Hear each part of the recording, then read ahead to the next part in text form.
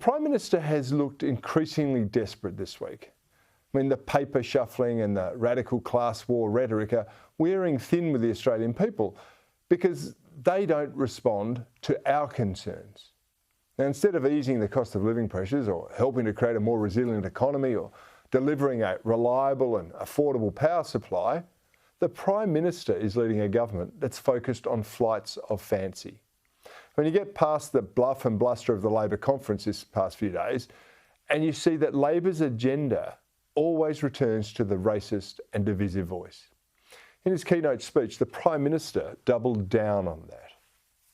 I want you to keep getting out there and having those conversations.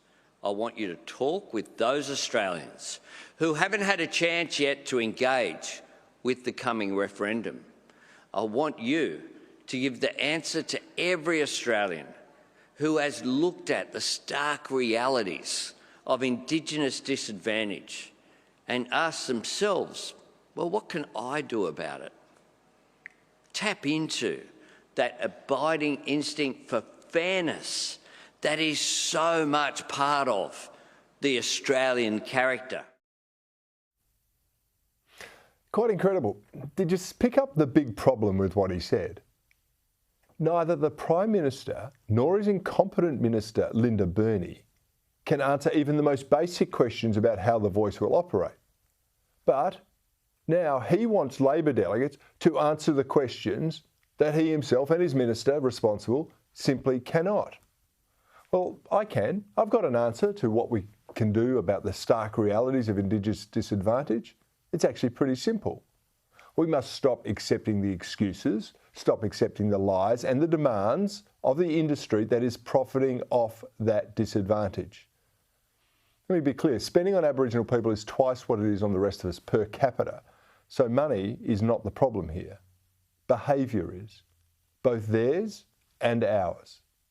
The health issues, for example, many Indigenous people face are a product of bad behaviour.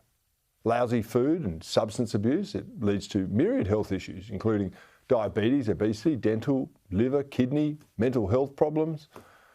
And when you take an example, say dry communities and quarantine welfare spending, they're actually proven solutions.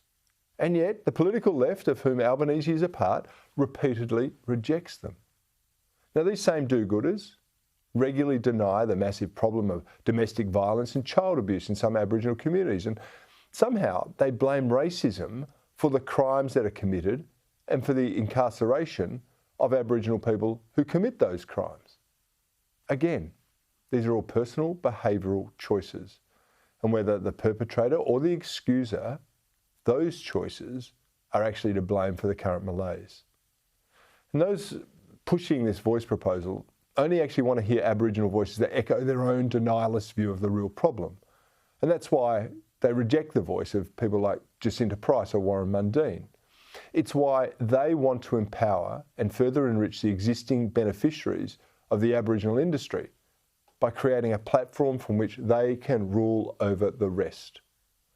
The political left actually want to keep the status quo. Too many are actually making money out of it. I mean, if they really wanted to make a difference, they'd make the tough decisions that would have an immediate impact. They'd stop engaging in tales of perpetual victimhood, stop excusing outrageous behaviour, and stop allowing one group of Australians to blame others for the destructive results of their own poor decisions.